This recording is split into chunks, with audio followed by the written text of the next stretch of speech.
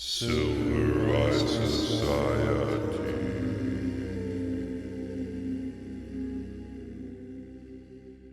Welcome to the Silver Eye Society podcast, another Library Circus episode on Jung. It's going to be a lot of these episodes on Jung because you never really finished understanding Jung's work. And on the first part of this series of episodes, we were discussing the book Aeon. And we tried to define some of the most basic ideas, terms that are used in Jung's work, like the ego, the persona. And we're going to continue with that effort to define these often difficult to define terms. We're going to continue to provide some context, some tools for understanding these ideas and actually incorporating them into your life is what I hope to do, rather than just providing a lot of dry details and terminology. So let's jump right into the unknown. The word of the podcast is not unknown. It's known to viewers. It's known to fans. It's known to connoisseurs of verbiage. It is loved. It is hated. It is reviled and yet simultaneously respected. It is the word of the podcast, and the word for today's episode is something I'm not sure how to pronounce. Syzygy. Syzygy. Syzygy. Let's decide right now. How would you like? You want Syzygy or Syzygy? I think it's Syzygy. I think that's... Syzygy. I don't know. C for Syzygy. Conjunction or opposition of a heavenly body with the sun. 1650s. From late Latin, Syzygia. From the Greek, Syzygia. Yoke of animals. A pair. A union of two and a conjunction. So Edom Online is what I use a lot of times, but I saw an astronomical meaning for this, meaning when there were three planetary bodies in alignment. But the way in which it's used in Jung's work, the most simple way to think of it is a pair of opposites, a pair of joined opposites, which is interesting looking this up to see that yoke, that there's this etymological trace back to the idea of yoking an animal. You know what a yoke is. I don't know. I come from a rural area. I know you're a city dweller, so you may not know. You know. No, I know what a yoke is. Thank you very much. But you know what also is interesting to me, and I could be wrong. Now I'm going to do speculation and misinformation. It's going to be just loads of misinformation for all of our Carl Jung episodes as I speculate. But I'll do my best to speculate in mythological grand language to obscure my own ignorance. The word yoga, I could have sworn, and I could be wrong. You could do a fact check, or I could do it right now. I thought it had to do with also yoking of something. You know? I don't Maybe know. some chakras. Let me look it up. Yoke your chakras. I don't... Look at this. Yoga, 1820, from Hindi, yoga, from Sanskrit, yoga-s, literally union, yoking with the Supreme Spirit. That was freestyle etymology. Yep. Gotta give it to you. You saw it here. We did. So, I guess we should take this moment before we introduce what we're going to talk about to advertise my new depth analysis Jungian yoga studio called Shadow Chakra. I'll develop the idea. Yeah, we'll bring send it out to market later. Invitations to the patrons soon. Stand by. So tell us what we're going to talk about. Tell us how we're going to misinform the people about Carl Jung today. Today, we will misinform the public about a few more archetypes. So in the last part of this series, we spoke about archetypes in general, and we spoke about the ego, which is not an archetype. It is a concept that's necessary, though, for understanding archetypes like the self and the shadow. which are some of the things we will be talking about. We covered the self, but we have not covered the shadow in full. The shadow is a complex, better known archetype, and it is one that warrants a lot more analysis than we can probably even give it in this episode, because we're also going to cover the anima and the animus, which are a little contentious, controversial in Jungian psychology because of their gendered nature, which in and of itself is now controversial. Love to live in the modern world. In addition to that, we will get to individuation. Did I miss something? No, I mean, I think that it's hopeful to think that we're going to get to individuation, but let's begin with the shadow. Let's begin with warnings. Let's begin with a warning from Mr. Carl Jung. Should we? I'd love to begin with warnings. That's a sign of a good podcast. You want to get those misinformation warnings too. That's a sign of something good too. So, the shadow is the first thing we're going to have to deal with. If you haven't watched our first episode on Carl Jung's Aeon, you'll need to go back to that to see how we talk about the self and the ego and the persona. In very, very brief review, the ego is the conscious mind, rational mind, what you think of normally as yourself. The persona is that mask between yourself and the public, which is usually based in maybe like you identify a lot with your career or with some aspect of yourself too much. That's what you put out towards people. And it's a danger if you mistake that persona for your own self or ego.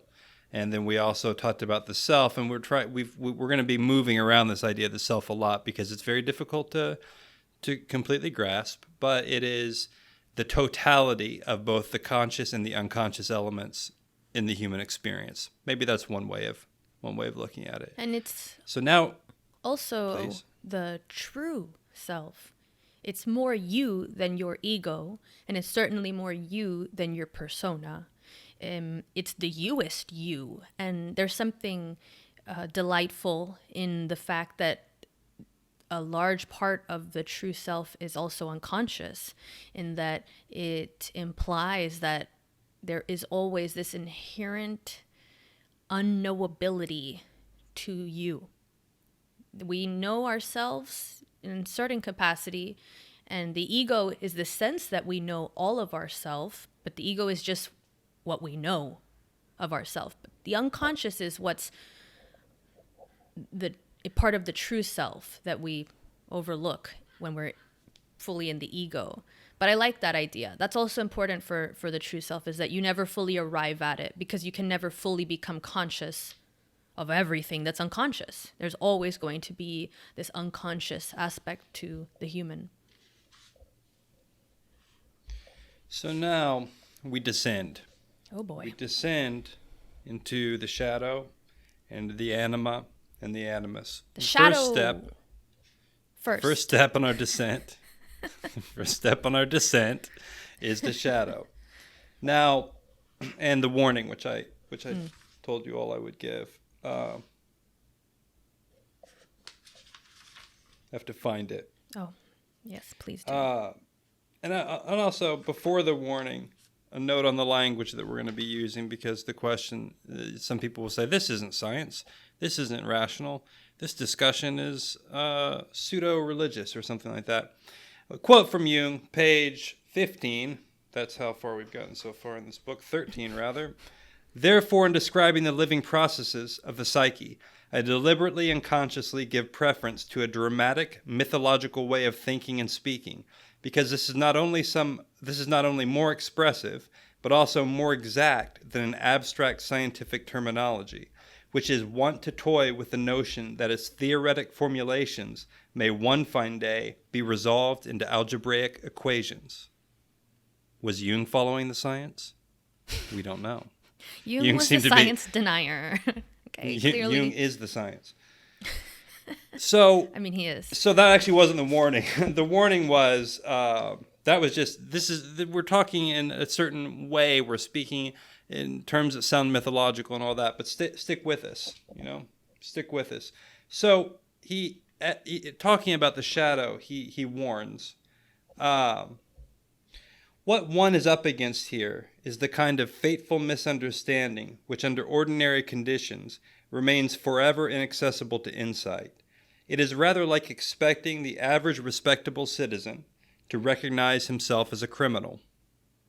So that's what he's saying when you try to deal with the shadow, let alone the anima and the animus, that you're in for. Because he is seeing the shadow as relative evil, linked up with the personal. They're therefore more accessible to you. And in my understanding of Jungian analysis, you begin with the shadow before you descend into the anima and the animus.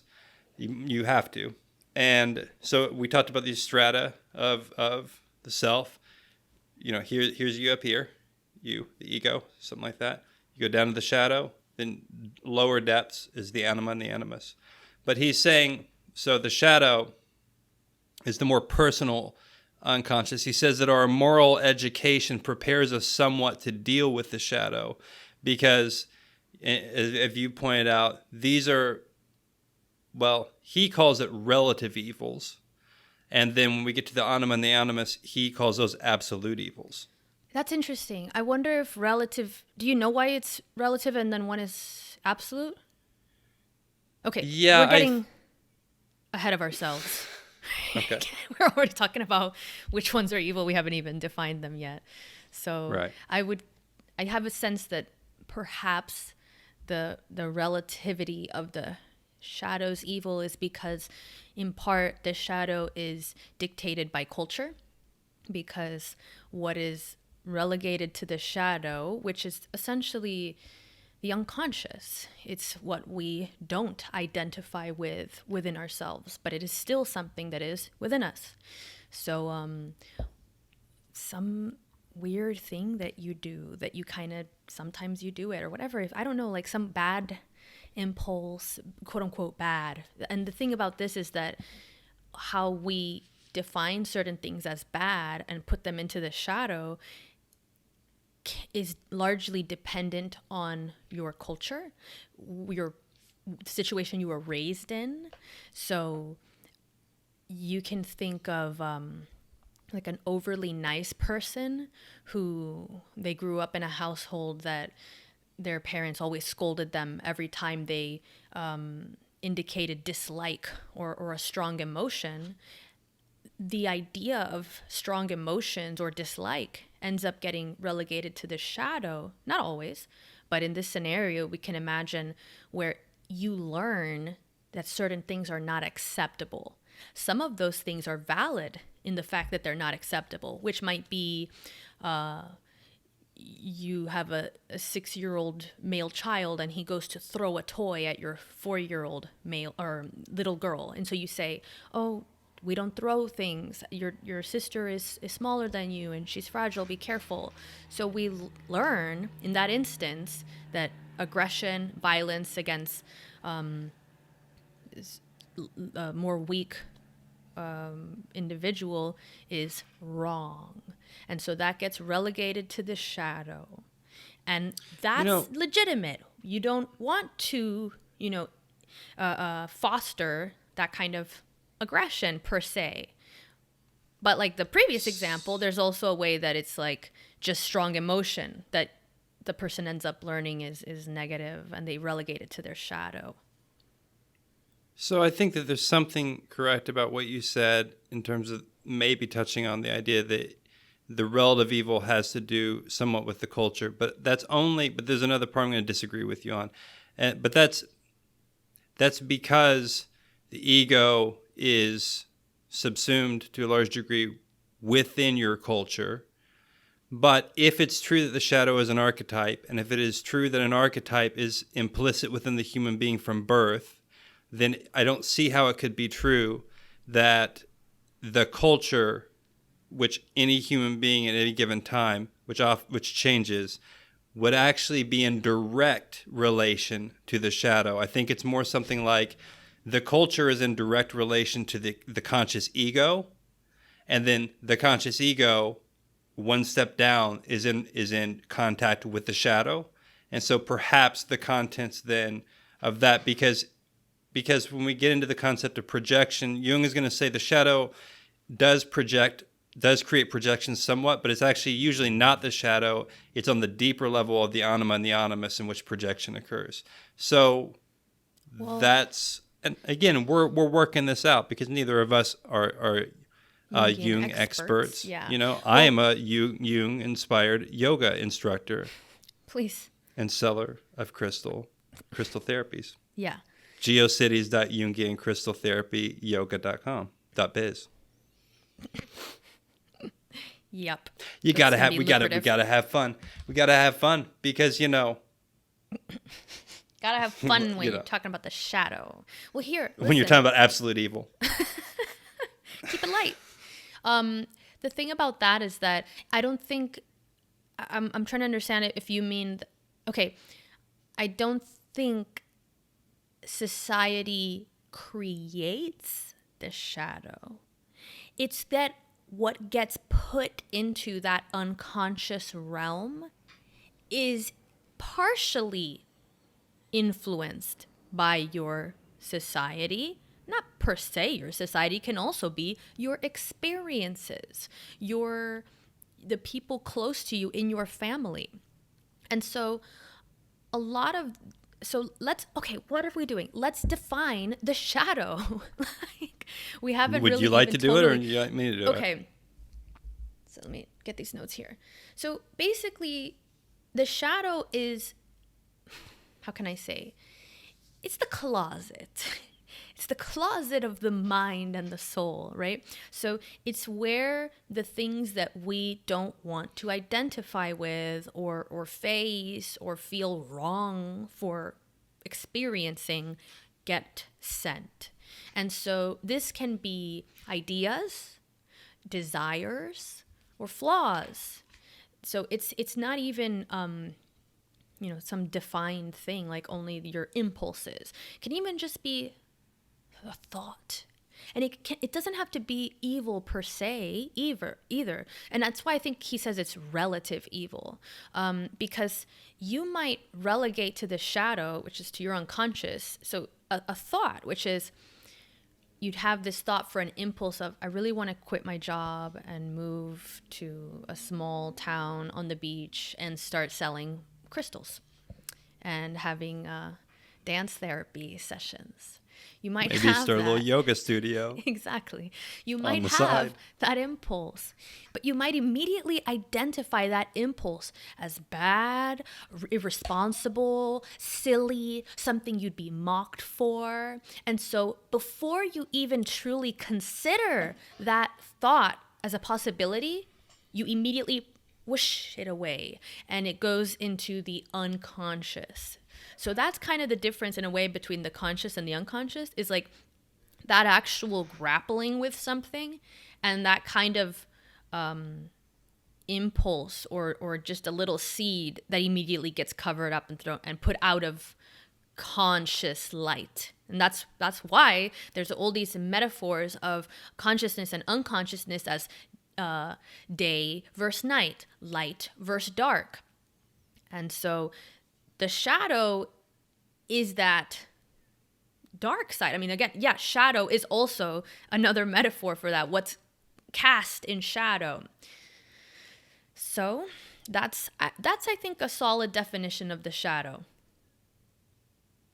It's reasonable. It's usable. It's functional.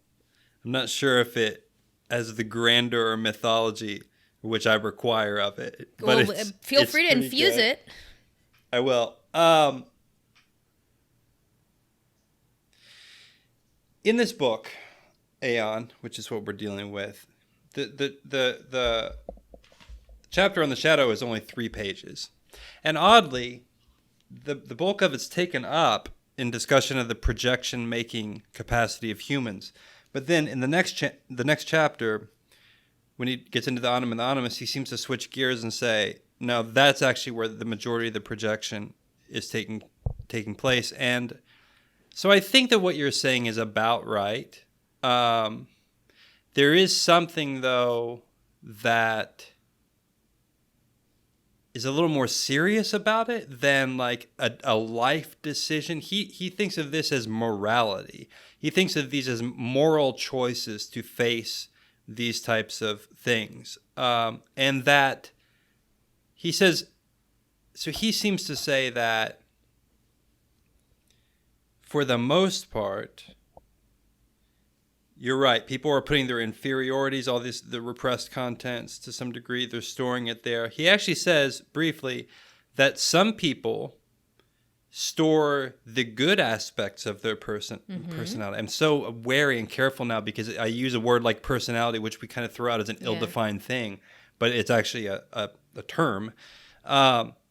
He actually says on rare occasions, some people are actually repressing the good aspects of themselves within the shadow. Good. Of course. Well, that's the relative evil, I think. If I can take a guess, I would say that that's the relative quality of it. That, you can't understand the shadow as meaning inherently bad. It's not.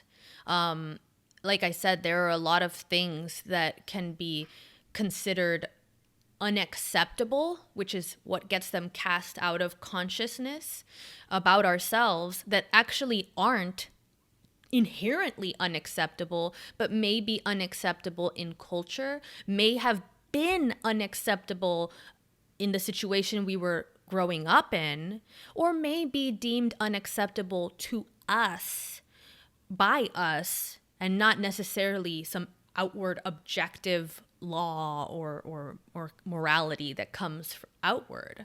I think that there's also an important clause with this shadow, which is, we spoke about this a little bit in the first part of this series, but that it's not also something that you aim to remove.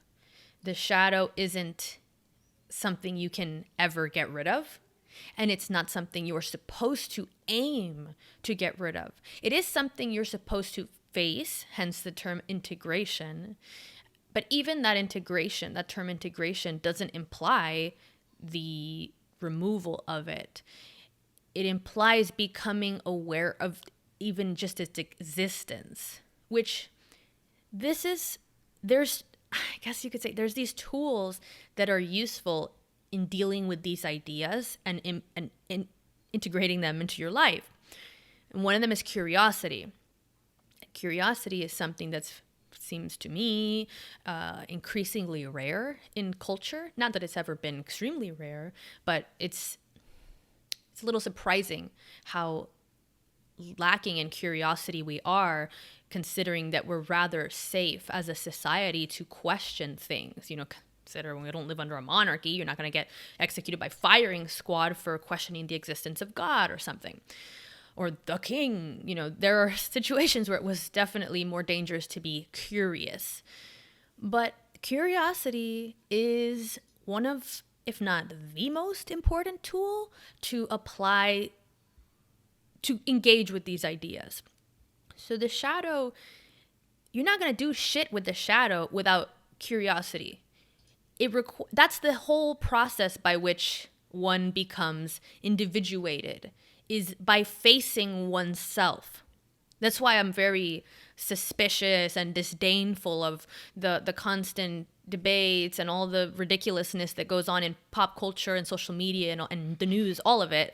Because all of it is a sucking away of the energy and attention that's required to be aimed at oneself for this process of individuation that requires facing the shadow, understanding the ego, etc.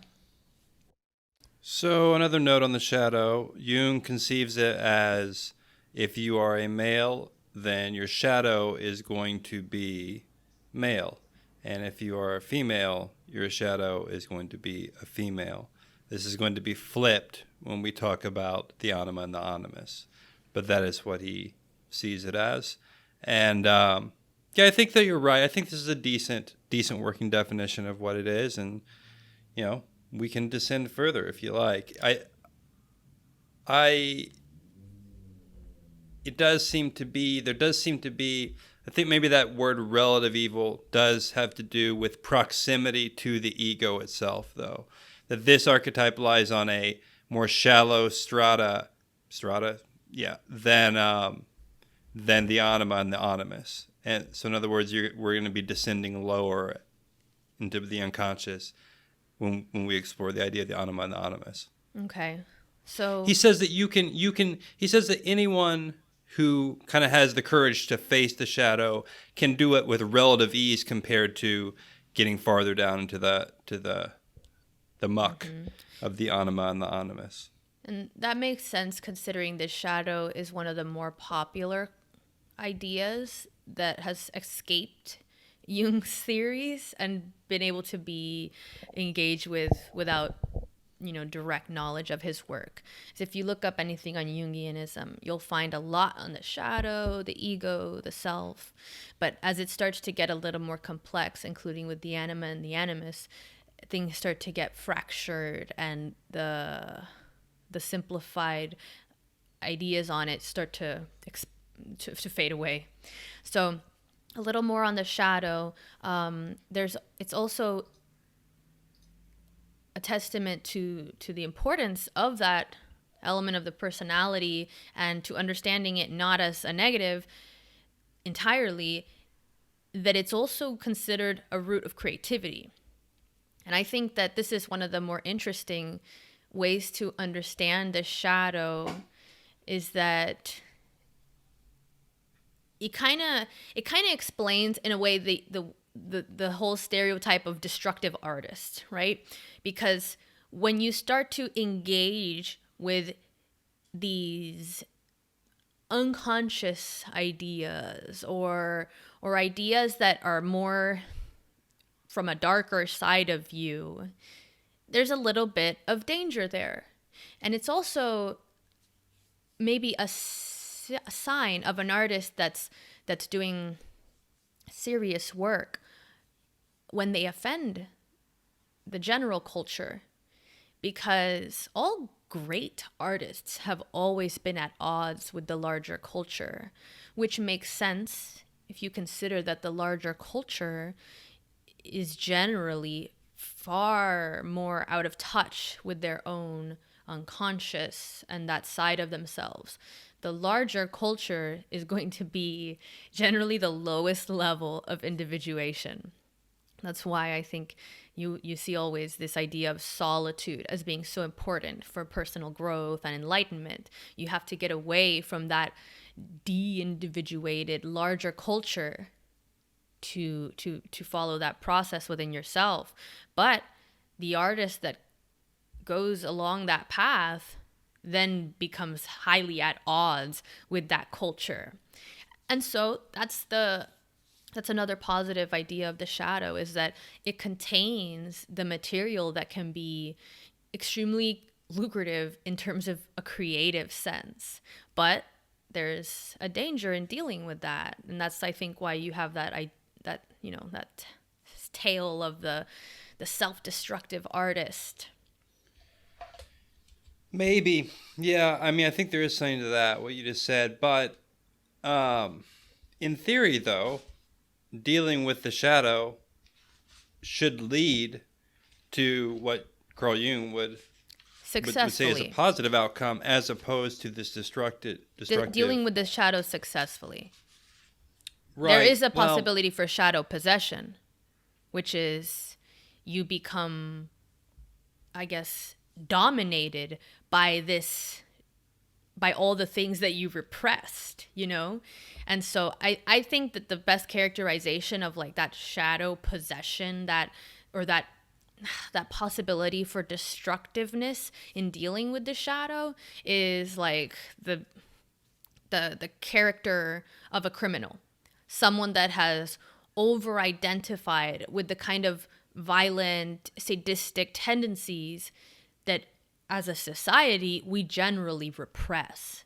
So if you take that normal person that represses their violent impulses and their cruel impulses, and you flip it, you get someone that's dominated by those impulses. And who is that? That would be your archetypal, criminal, murderer, abuser, so on.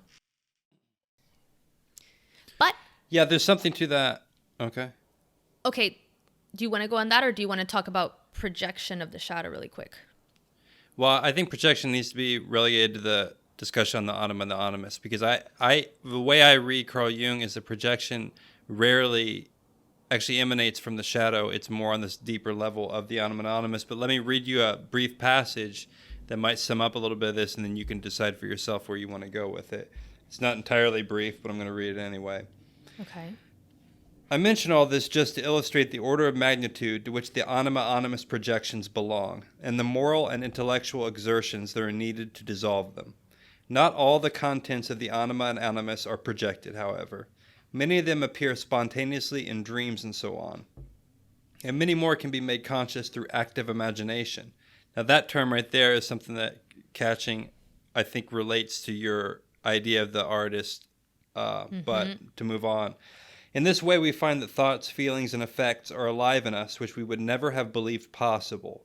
Naturally, possibilities of this sort seem utterly fantastic to anyone who has not experienced them himself, for a normal person knows what he thinks, in quotation marks. Such a childish attitude on the part of the normal person, in quotation marks, is simply the rule, so that no one without experience in this field can be expected to understand the real nature of anima and animus. With these reflections, one gets into an entirely new world of psychological experience, provided, of course, that one succeeds in realizing it in practice. And then, to finish, those who do succeed can hardly fail to be impressed by all that the ego does not know and never has known.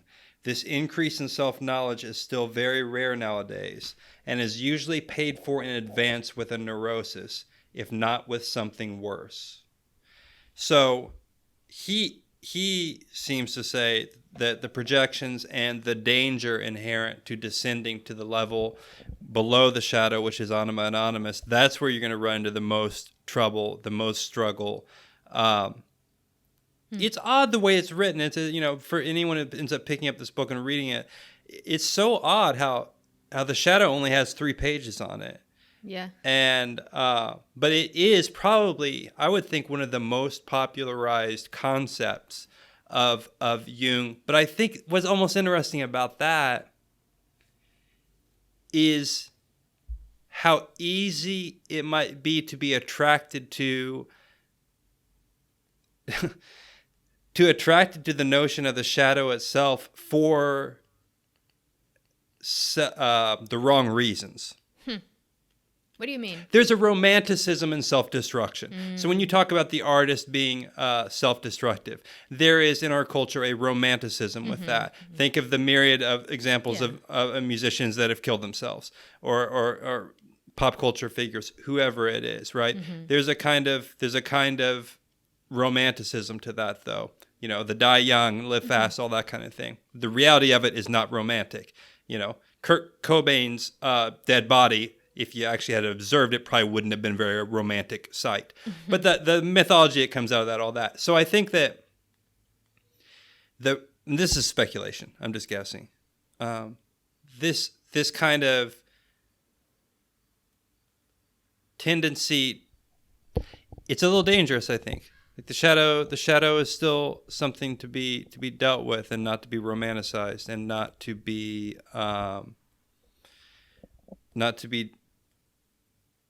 delved into without being careful. But he does seem to say that it's really when you get down to this lower level of anima and animus, which the real danger comes into. Well, I think that, I can't remember, but I was reading something about anima and animus, and it was not Jung that said it. It was someone, like some person that wrote on Jung, that said with these ideas, there's the potential for harm or death.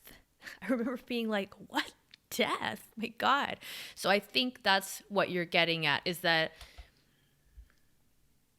there are certain aspects of the personality of dealing with, yourself, that if you start messing around and you become so unstable, you can become so untethered, you self-destruct fully. And it's not the same as shadow possession, which is more destructive living. You know what I mean? Like, it's not full self-destruction. So Jung has a quote about the shadow that says, A man who is possessed by his shadow is always standing in his own light and falling into his own traps, living below his own level.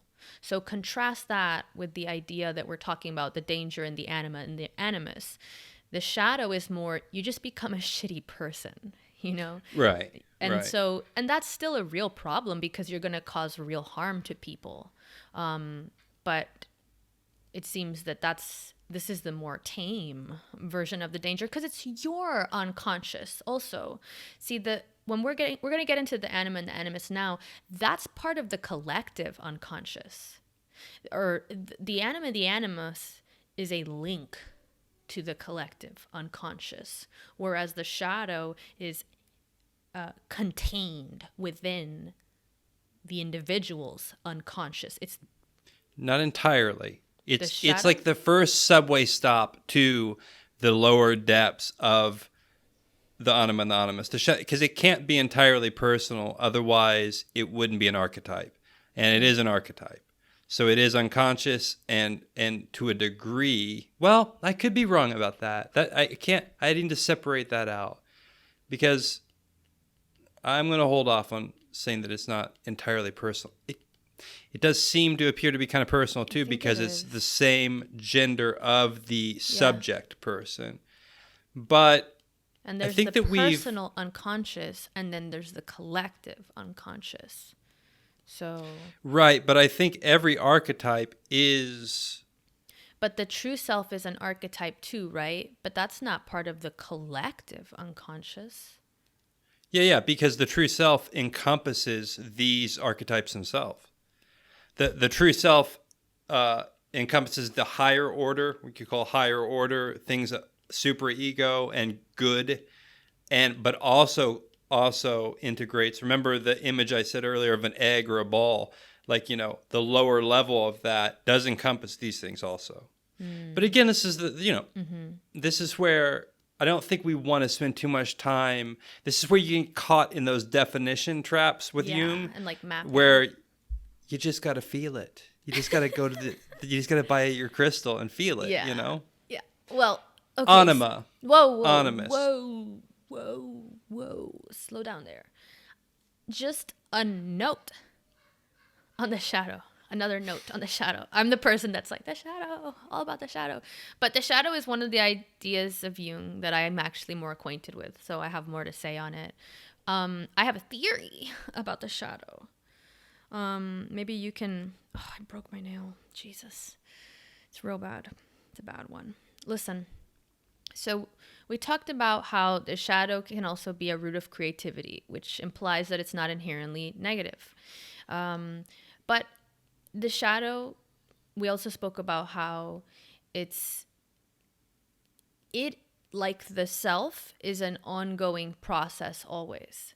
So in some ways, there's a method of applying these ideas to your own life by understanding that they're a constant process.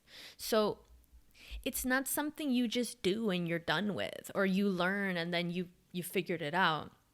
It's kind of a process of self-observation always.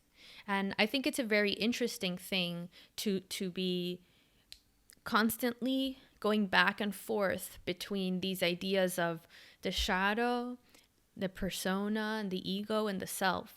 And rather than like what he said in that quote, where the quote unquote normal person knows who they are and what they think. That's that lack of self curiosity, right? That curiosity about yourself that makes you think you already have yourself figured out. And dealing with an idea like the shadow requires this mindset of being in the constant work of trying to catch yourself being sneaky. It really is like this, really like trying to solve the mystery of yourself, because there's all these little shitty tricks we play with ourselves to push things out of, like when we allow ourselves to get away with weird things that we know we're not supposed to do, or that we know it's not good for us, or we act from some like very strangely passionate way all of a sudden. We get mad about something. Like all these reactions to our ideas, the world, whatever, are hints that could be followed to see if they link to something in the shadow. And I have a theory, and you can see what you think about this, because maybe it belongs more to the anima and the animus concept. Well, the first thing before you give us your theory, I need to say, I think I agree with what you're saying, but don't pathologize the game of understanding yourself.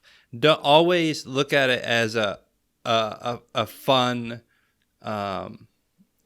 game, an adventure of finding yourself. I feel like that. No, yeah, I know, and I don't think you did. I'm just saying that there's something about.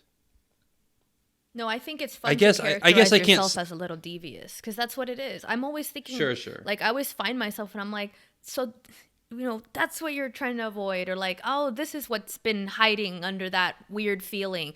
I'm always trying to figure myself out, which is such a strange thing when you think about it, because like he says, this idea that the normal person already knows what they think, already knows themselves. When you really grapple with yourself as you as an individual, you realize how avertive you can be, and how much you actually don't know about yourself. And it's a fun thing. Give me your theory. That's the adventure. The adventure is you. What a weird quaint story like thing though. That's the biggest mystery to solve. What? I charge tickets for interest in the theme park of self. Jesus. I don't know what to tell you. Yeah. You're trying to make fake business out of everything, selling crystals, yoga shop. Anyway, here's my theory. So look, we have this conception in popular culture where different ideologies seem to over-identify with certain elements, ideas.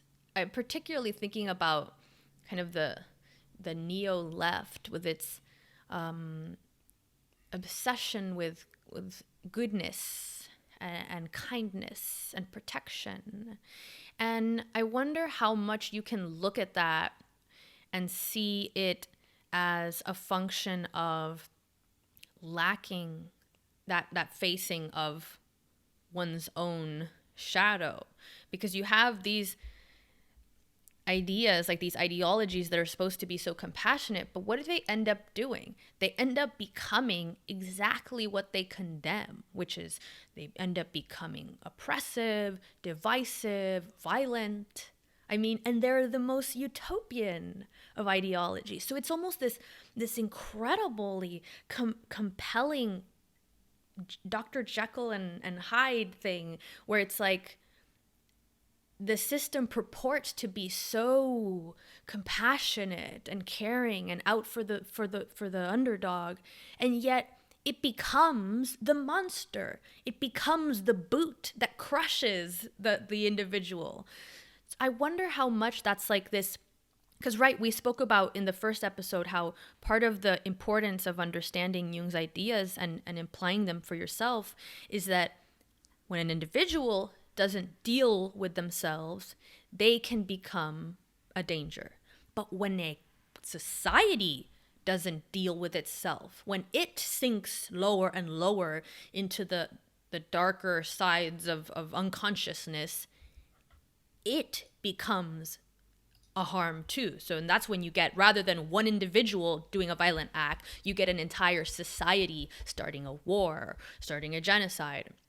And so how can we analyze that? I mean, it's such a blatant contrast, these ideologies and these movements that purport to be so concerned with compassion and goodness, and then become the most violent and oppressive, and they degenerate into exactly what they're trying to stamp out, at least purportedly. I can't analyze it because I'm not fit to analyze society. I know that this has happened over and over again throughout history, and it's gone on from left and right. They do this. No one. There's a bunch of different ways to, I guess, look at it, but through reading this, I think can be a real trap. You have to watch yourself all the time, like we were just talking about, and then make sure that, I don't know, I just feel like that the only, and this is something I believe for a long time, that the only good work, the only work that's possible to undertake in a lot of ways is the work upon yourself as an individual. Once that's, at least to some degree, suitably dealt with, then maybe you can deal with the wider society. To speak to what you just said, it's already in this book. He says what happens. If you don't understand the self is corresponds to a kind of image of God, and that if you don't do the work of dealing with that, there are mental pathologies that are going to come out in society and cause problems. Like, think about it. I also note I cannot focus on Carl Jung while I'm watching you chew your broken fingernail. God. So sorry, Sounds like sorry, a shadow Silver. problem. Sounds like a shadow problem. Might be not a problem if I can figure out how to minimize your screen on Zoom. All right, go ahead. Stop trying to censor me. Silence. We have to deal with the anima and the animus. I can't figure out why it is that. No, we don't. It's just okay. I don't know. I just think that there's something there in that idea of grappling with what we find distasteful and what would offend us of ourselves, what we would dislike to see in ourselves. Because I especially see it with people that are so consumed with their political opponents. They become obsessed with their political opponents, whether it's the left or the right or whatever.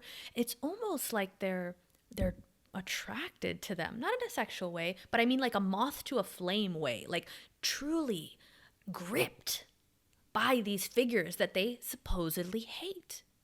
And that's shadow shit. That's when you're supposed to say, man, why am I so pulled into this? What is it about this person, this idea, this movement, whatever it is, that irks me, that disturbs me, that angers me? Because of course there's going to be things that are like, a criminal does a crime and we get mad, they hurt a child or something. It's not like, oh, why does this upset me? Obviously there are instances where we're offended and upset by things and it makes sense. It's not like some projection of the shadow, that you're against child abuse. But there are instances though where what we're against really says more about us than anything about what we're condemning per se. I don't know. I think that there's, particularly in my generation, we were raised to be so nice. There was all these anti-bullying campaigns and all of this rhetoric around being nice to each other, being how can I say, like, fair, not, just being good, kind. Children my generation were raised to be just little saints, And I wonder how much that, I don't think it's the entire thing, but I have a feeling that ethos that was instilled in the younger generations makes there be a visceral reaction to anything that makes the person feel like it's not nice or rough or whatnot. I don't, you know what I mean? Let me actually just be more brutal about it. A bunch of the people that do that act that way, that are super nice, are themselves. And I've lived life. I know human beings. I know people that purport constantly to be extremely kind, and in some ways, sometimes they are, and but I also know, and and a bunch of people know, I guarantee you, that forget about political figures or any of that, people in your own life who say one thing and act completely in the opposite way, that are morally reprehensible at times. Absolutely and completely and without reservation. So, I don't know what to tell you. I know many people that do that. Yeah. So, yeah, again, this goes back to what in one of our other episodes where I said, just be wary of the people that preach morality the loudest, because they're oftentimes covering up their own malice and malevolence. On occasion, that's not so. It's probably true for all of us all the time. Yeah.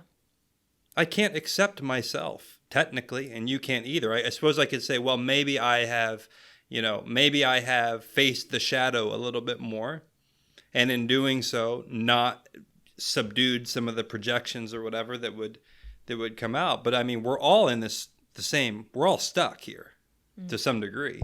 That's why I'm always very careful, and sometimes not, about characterizing large political movements of either side or this or that, because I just see the same human elements playing out again and again, regardless of the face, the persona that thing wears, at any given time. And there's certain your generational thing is a different thing. I mean, I don't know if I'm in a different generation. You throw this a lot of shade. You throw a lot of shadow out here as if I'm like some ancient, but I'm not that much older. I mean, did you have anti-bullying campaigns? No, because I grew up in rural Kentucky. So bullying is part of thing. It's culture. It's different it's a rite than of wherever the fuck you. Yeah. Well, let's not cast aspersions that much. I mean, it wasn't like a bunch of savages beating each other with sticks. Well, I don't know. I mean, we could get it. That's a different discussion. I do think, look, here's my thing. I think there was this emphasis so much on, anti-bullying is a great example of that. Maybe kids actually need to bully and get bullied just a little bit. Not to death. There's obviously situations where it's sadistic and it's out of line. But I mean, the idea that you can stamp out any of that kind of roughness in kids where they're pushing each other and they're testing their boundaries and they're learning that they can do harm, that you can cut that down before it even starts. That may not be the right way to do that. That may end up with people who create this this complex, this obsession around being nice always, to the point that they don't even understand that they have the capacity to harm others, because they never truly learn that process. They've been inoculated before they even had the impulse to be nice constantly. They never went through that process of growing up. I mean, I went through that as a child. I mean, I remember still, dealing with kids that were shitty and rude, and then my own self being a little shitty and rude. It's part of growing up and understanding that you have the capacity to harm others, but then choosing not to do that. If you never allow a child to understand that they can harm and be harmed, what kind of weird mutant is that? That's the adult you send into the world? Someone that doesn't know that they can harm and be harmed, or be harmed. I would assume I don't know anything about child psychology. I don't know anything about schools or anything like that. Again, my experience is just not really much applicable to a wider experience and in the experience of someone who is slightly younger. I grew up in a rural area for a large extent in a small religious school for a long time. It was a different game. To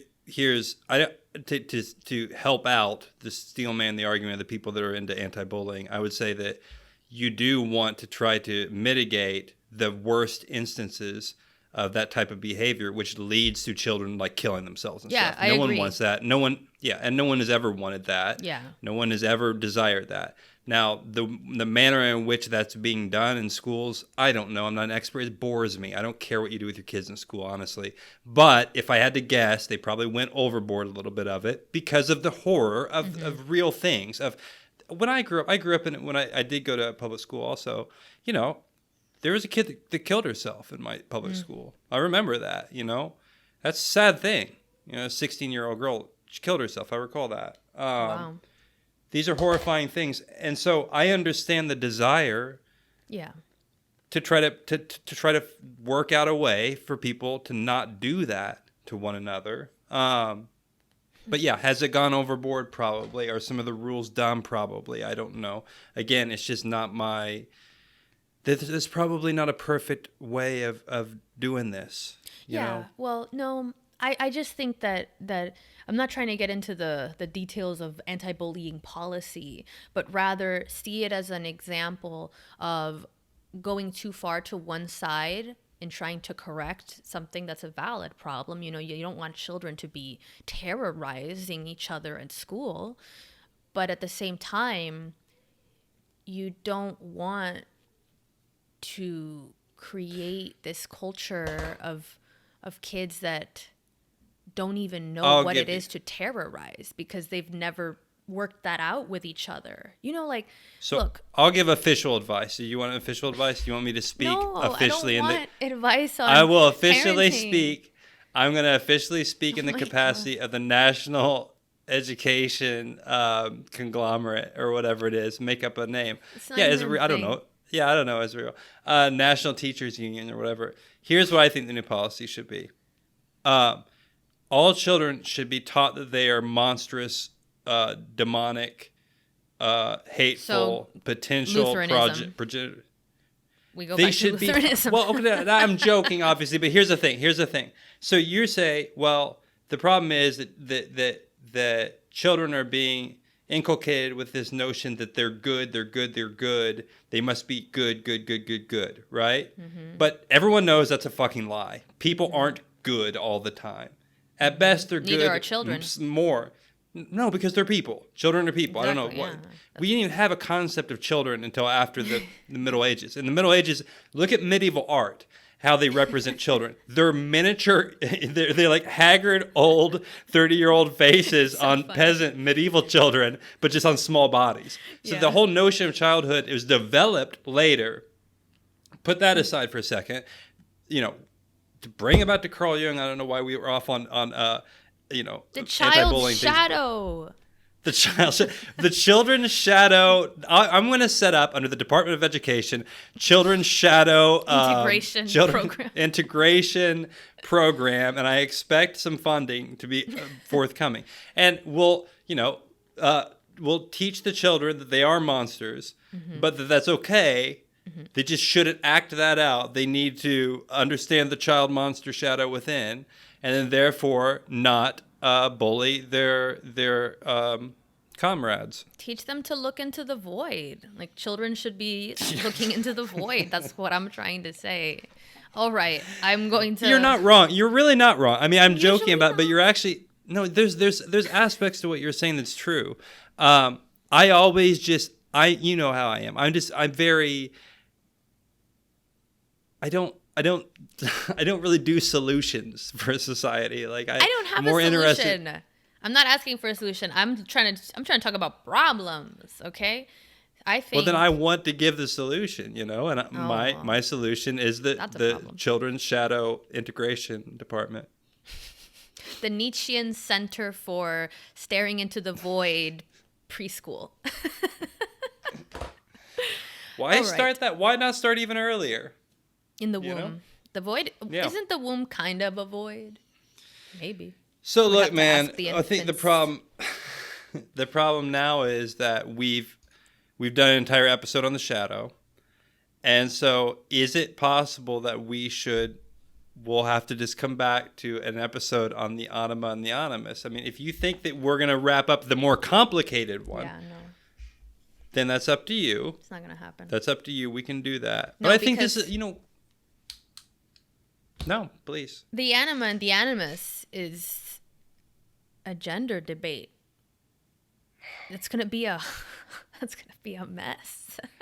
Don't make it. You're always trying to make it the thing. You can just talk like a normal person before 2015. The world we are living in. You now. live in Twitterverse where No, everyone is constantly. Okay, yes, you do. You pretend that Twitter does not leak into the real world.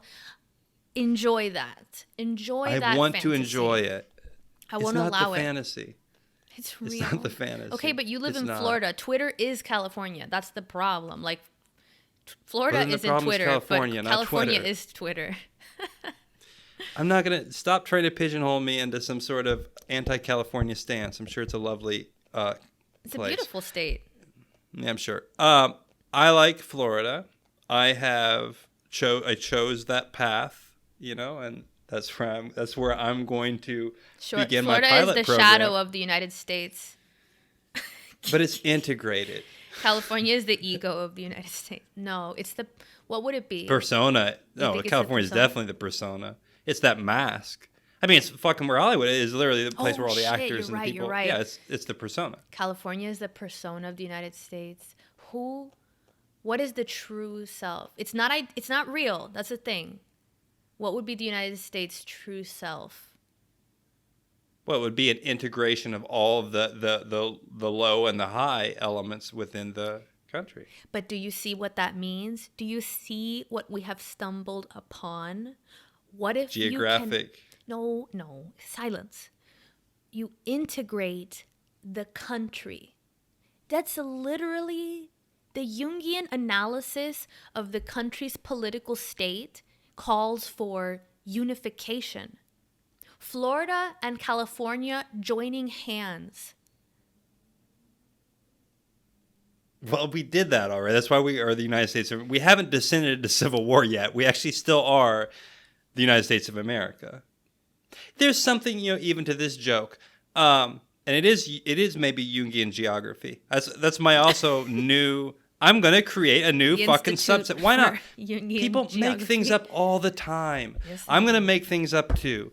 My new thing, it should be a department in universities, Jungian geography. And we analyze geographic, the cultures, the physical terrain, the weather patterns, all of that within the lens of the Jungian worldview towards a process of integration for greater peace and harmony within our country. It sounds very North Korean. The cell is too long. You know when the cell is really long and full of too many positive, adverbs? Not adverbs, adjectives, Jesus. There was a lag in the audio, and so I was listening to myself speak, and it immediately threw me into my shadow. I think that we should also just tell the audience and be honest about the fact that we are recording this the same day as we recorded the first episode. That's why we look haggard, like those medieval children. Yeah. And this is just going to be a process. Part of the Silver Eye Society process is going to be dealing with Carl Jung, and it's just going to be a process. And I hope that, people will stick with us as we process it out. Yeah. Well said. So eloquent. All right. We've wrapped up this episode with the shadow. It's just the sound of me laughing. It's just a shadow.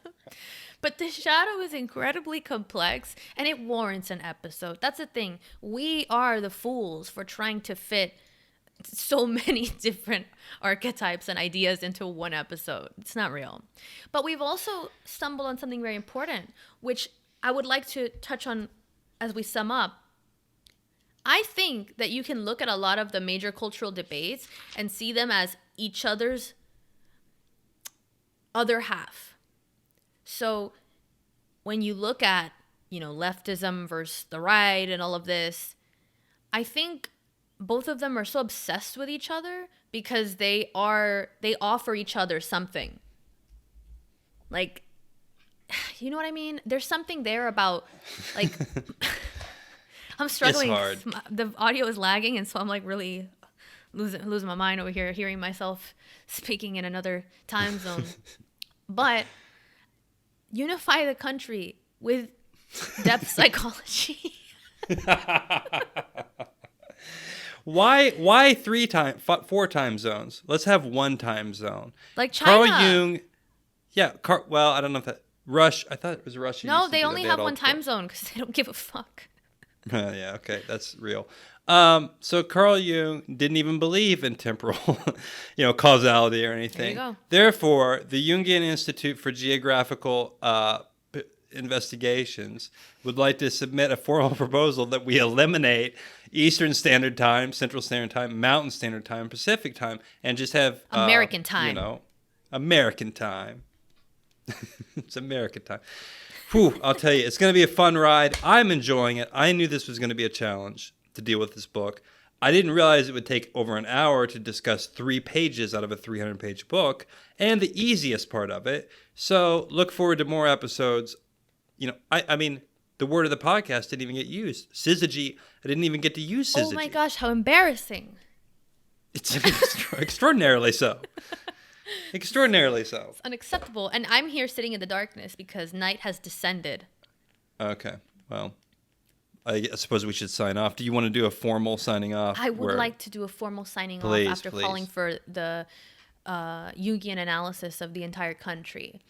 Now, all I have to say is, if you enjoy this podcast, please sign up.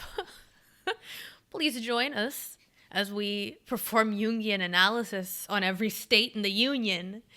And sign up for the next... Of the Union. Jungian. Every state of the Union.